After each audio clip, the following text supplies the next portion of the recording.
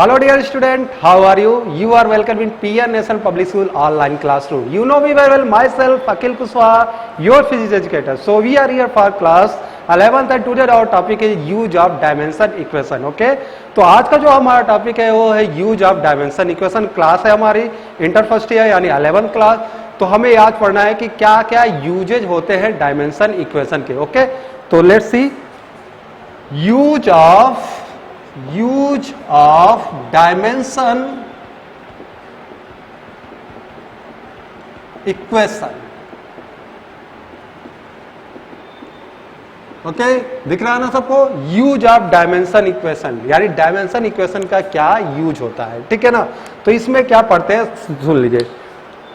पिछली वीडियो में आपको पढ़ाया गया कि डायमेंशन इक्वेशन क्या होता है, किसी भी फिजिकल क्वांटिटी का डायमेंशन इक्वेशन कैसे फाइंड करते हैं, how to find the dimension equation of any physical quantity, आप पढ़ चुके हैं. तो अब हमको पढ़ना है यूजेज ऑफ डायमेंशन इक्वेशन. तो वन सिस्टम ऑफ यूनिट है, उसमें किसी डायमेंशन यानी फिजिकल क्वांटिटी का कोई डायमेंशन है, उसका जो वैल्यू होगा दूसरे सिस्टम ऑफ यूनिट में क्या होगा, ये चीज हमें इसमें पढ़ना है. यानी टू कन्वर्ट ठीक है, to convert unit of physical quantity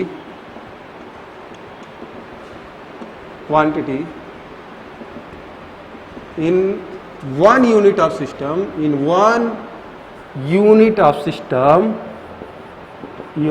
system to another unit of system. Okay, यानी एक यूनिट ऑफ सिस्टम में जो फिजिकल क्वांटिटी है उसका जो यूनिट है वह दूसरे यूनिट ऑफ सिस्टम में क्या होगा, ये चीज हमें क्या करना है, इसमें पढ़ना है. ठीक है ना? तो जहां तक हम लोग पढ़े हैं तीन तरह के सिस्टम ऑफ यूनिट पढ़ा गया है. ठीक है ना? मेरे एक बार रिवीजन कर लेते हैं. फर्स्ट है MKS, okay, mass kilogram second system of unit system. दूसरा है CGS सिस्टम और तीसरा है FPS सिस्टम. ठीक है ना? तो इसमें हमको क्या करना है, जैसे एक कोई फिजिकल क्वांटिटी है, क्या है, एक कोई फिजिकल क्वांटिटी है, उसकी कोई यूनिट और वैल्यू है किसमें, MKS में, तो उसको हमको दूसरे वाले में क्या वैल्यू होगा, CGS में, या फिर क्या वैल्यू होगा FPS में, ये चीज हमें क्या करना है, फाइंड आउट करना है. तो लेट अस सी कैसे फाइंड आउट करेंगे. ठीक है ना? इतना समझ में आ गया? क्लियर है इतनी बात? चले आगे. ठीक है, चलो लेट्स सी. चलो देखो, ये चीज शुरू करने से पहले एक चीज, बहुत छोटी सी बात है लेकिन बहुत इंपॉर्टेंट बात है. वो क्या है कि इसका जो रिप्रेजेंटेशन तो होता है N1U1 इक्वल टू, एक इक्वेशन मिलेगा, मैं पहले ही लिख देता हूं, N2U2. ठीक है? तो देखो इसमें क्या समझना है, जो N1 है वो है न्यूमेरिकल वैल्यू,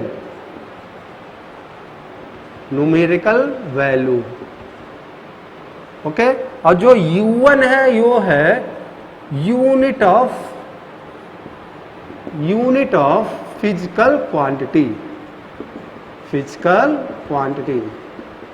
ओके, यानी N1 जो है, U1 जो है, ऐसे न्यूमेरिकल वैल्यू को रिप्रेजेंट करेगा N1, और U1 जो रिप्रेजेंट करेगा वो फिजिकल क्वांटिटी के यूनिट को रिप्रेजेंट करेगा. ठीक है? तो चलो आगे देखते हैं क्या होगा. ठीक है ना? लेट अस सपोज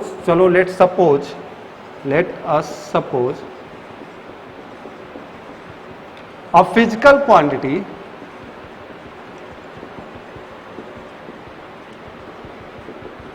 P, यानी ये P कोई भी फिजिकल क्वांटिटी हो सकता है. मान लिया है ये जनरल टर्म है, कोई भी एक फिजिकल क्वांटिटी लेना हमें P.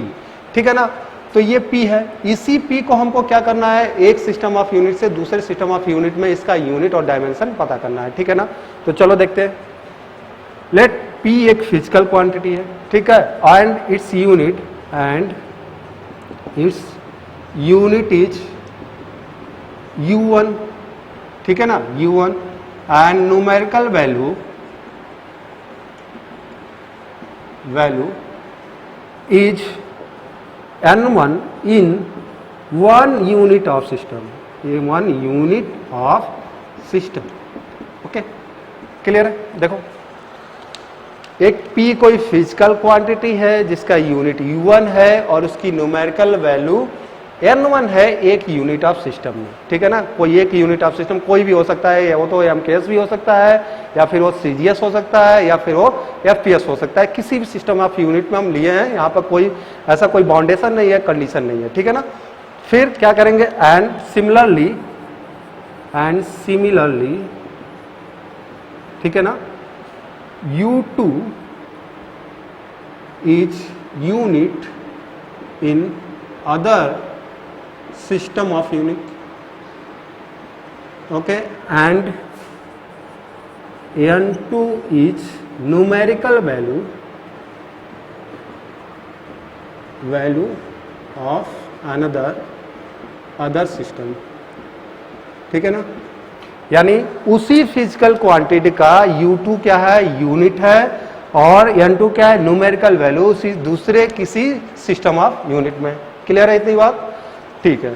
देखो तब क्या हो जाएगा, तब क्या होगा, कन्वर्ट करने के समय क्या होगा, देखो क्या होगा। तब कंडीशन क्या आता है कि ये जो फिजिकल क्वांटिटी P है, ठीक है, वो जिसका यूनिट एक सिस्टम में N1 numerical value unit U1 वो बराबर होना चाहिए दूसरे सिस्टम ऑफ यूनिट के न्यूमेरिकल वैल्यू और यूनिट के, ठीक है ना। क्लियर है? तो हमें क्या निकालना रहता है, हमें अक्सर N2 की वैल्यू फाइंड आउट करनी रहती है। तो N2 U2 equal to N1 U1 लिख सकते हैं, ठीक है। तो N2 इक्वल टू क्या हो जाएगा, देखो N1 U1 अपान U2। क्लियर है? इतनी बात क्लियर है? क्लियर है इतनी बात? ठीक है। अब देखो यूनिट और डायमेंशन, यानी यूनिट किस में रहेगा, डायमेंशन में रहेगा। क्या डायमेंशन पहले मैंने आपको बता चुके हैं, मास, लेंथ एंड टाइम। तो उसके लिए भी हमको क्या करना पड़ेगा, सपोज करना पड़ेगा। क्या करना पड़ेगा, सपोज। तो लेट अस सपोज कर लेते हैं कि चलो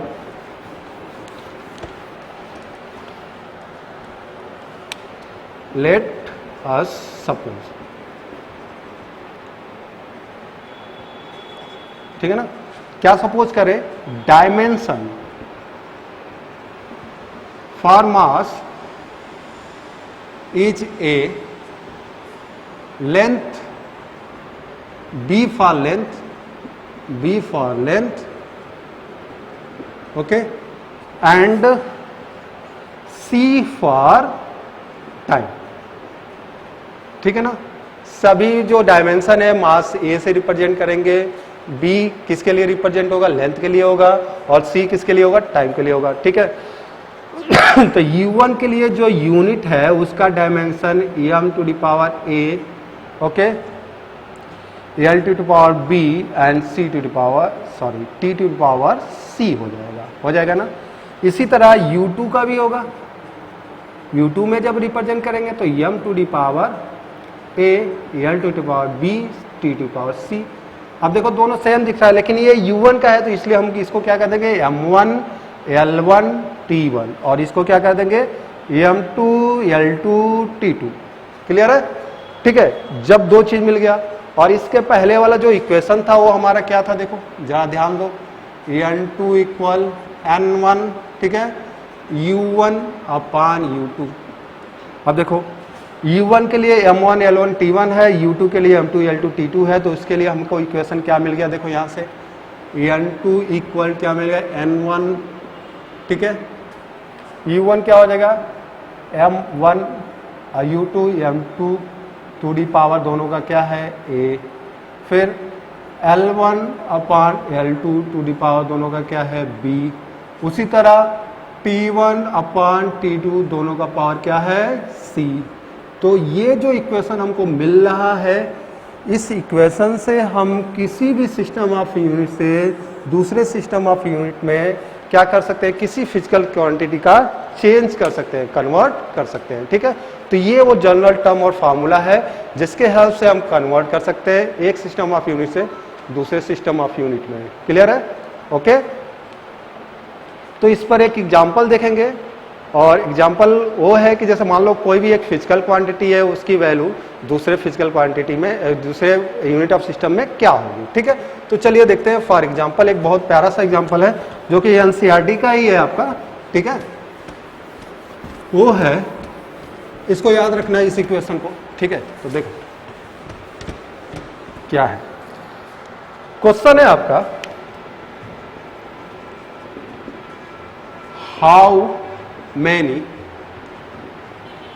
dine in 1 Newton.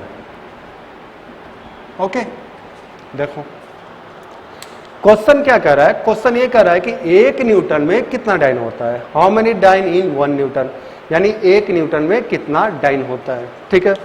Let's see कितना होता है। देखो पहले तो जानेंगे डाइन है क्या, ये न्यूटन क्या है, ठीक है।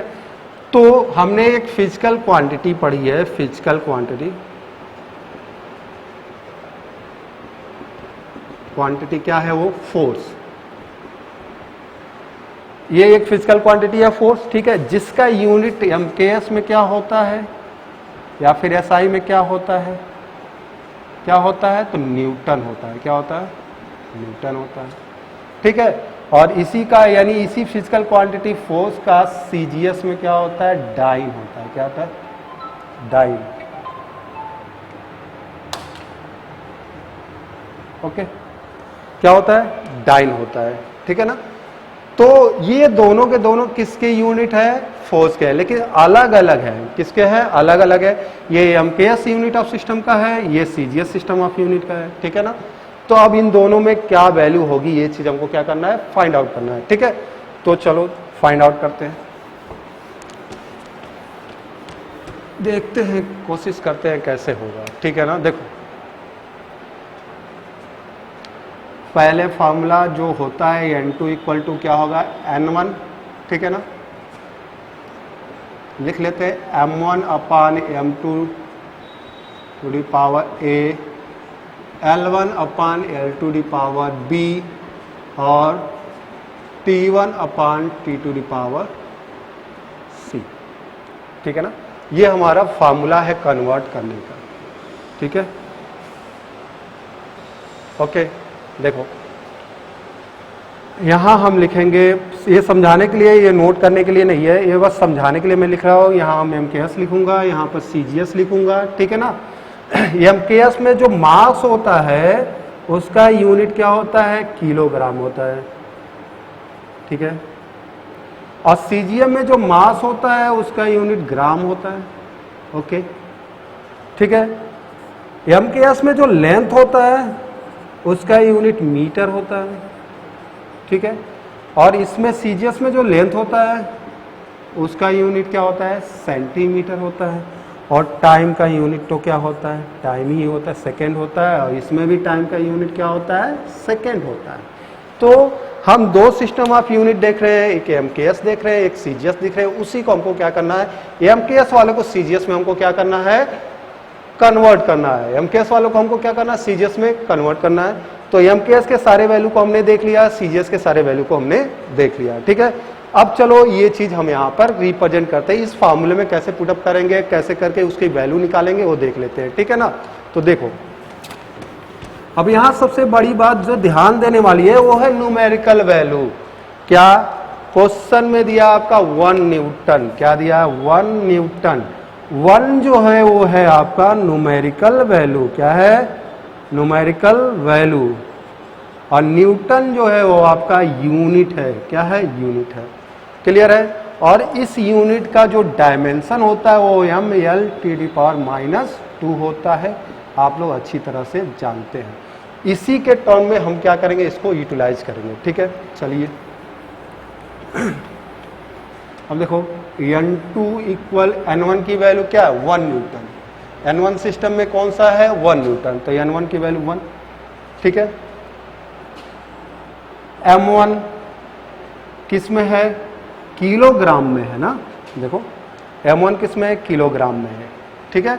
और m2 किस में है, ग्राम में है, to the power a, clear है। L1 किस में है, मीटर में है, L2 किस में है, सेंटीमीटर में, टू दी पावर b, ठीक है। और T1 किस में है, सेकेंड में है, T2 किस में है, सेकेंड में, टू दी पावर C। ठीक है, अब देखो थोड़ा सा ध्यान दो, फोर्स का जो डायमेंशन होता है वो होता है mL/T⁻², यानी A की वैल्यू 1 होगी, B की वैल्यू क्या होगी 1 होगी, C की वैल्यू जो होगी -2 होगी। इससे कंपैरिजन कर लो तो N2 इक्वल टू हमको सीधे सीधे मिल जाएगा 1 kilogram upon gram to the power 1, metre upon centimetre to the power 1, और second upon second to the power कितना मिलेगा -2 बाय दिस कंपैरिजन। ओके, इतनी बात समझ में आई, क्लियर है इतनी बात? ठीक है, चलते आगे। अब देखो, अब क्या होगा, देखो लास्ट लाइन ये है, लिख लेता हूं मैं N2 इक्वल 1, ठीक है ना, kilogram upon gram to the power 1, ठीक है ना, metre upon centimetre to the power 1, और second upon second to the power -2। Clear है इतनी बात? चलो अब देखो सब कोई जानता है 1 किलोग्राम में कितना ग्राम होता है। ठीक है, तो मैं लिख देता हूं समझाने के लिए 1 kg इक्वल 1000 ग्राम। ठीक है, अब 1000 ग्राम को 10⁻³ ग्राम लिखेंगे, कोई दिक्कत किसी को नहीं ना? ठीक है, ठीक है। अब देखो 1 मीटर में कितना सेंटीमीटर, 100 सेंटीमीटर होता है, इसको हम क्या 10⁻² सेंटीमीटर लिख सकते हैं कि नहीं? क्लियर है? तो इसी चीज को हम यूज कर लेंगे। ठीक है, देखो N2 इक्वल 1, 10 टू पावर कितना हो जाएगा 3 gram by gram to the power 1। ठीक है ना, ये 10⁻² सेंटीमीटर बाई सेंटीमीटर, ठीक है, टू दी पावर 1, और second by second to the power -2। ये देखो कितना हो गया, ये तो पूरा कैंसिल हो गया दोनों का, ये कैंसिल हो गया, ये कैंसिल हो गया, तो बचा क्या 1 × 10⁻³ × 10⁻²।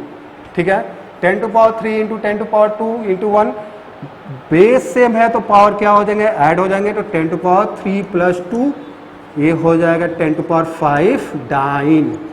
कितने डाइन बराबर, तो N2 कितना 1 न्यूटन बराबर आपका कितना हो जाएगा 10⁵ डाइन, यानी 1 न्यूटन में कितना डाइन होता है 10⁵ डाइन होता है।